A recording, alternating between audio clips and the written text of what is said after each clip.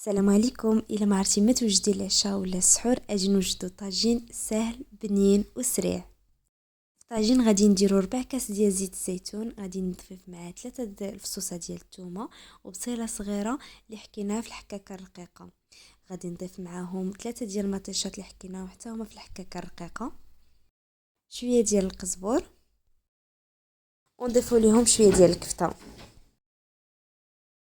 بالنسبه للتوابل غادي نحتاج 2 اوراق ديال سيدنا موسى، غادي نضيف لهم معلقه صغيره ديال الخرقوم، معلقه صغيره ديال القزبر مطحون، نص معلقه ديال البزار ونص معلقه ديال الملحه.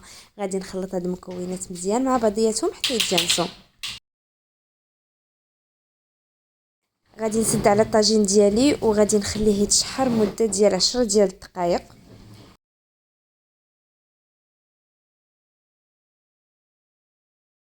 مورا ما دازت 10 ديال الدقائق غادي نحل على الطاجين ديالي وغادي نضيف ليه معلقه كبيره ديال معجون الطماطم اللي ذوبتها في الماء سخون، وجوج حبات ديال البطاطا الحجم ديالهم متوسط اللي قطعتهم مربعات متوسطه كيف ما كتشوفوا.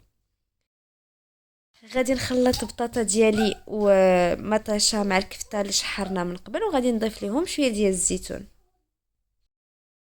وفي نار مهيله غادي نسدو على الطاجين ديالنا ونخليوه يطيب مده ديال 15 دقيقه.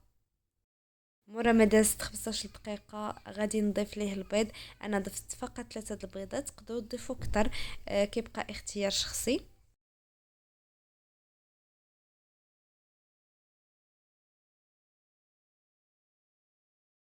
غادي نضيف الطاجين ديالي واحد الفلفله حاره حتى هي كتبقى اختياريه.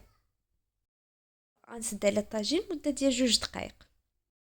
مورا ما طاب البيض غادي نزينو بشويه ديال الفرماج اللي حكيته من قبل،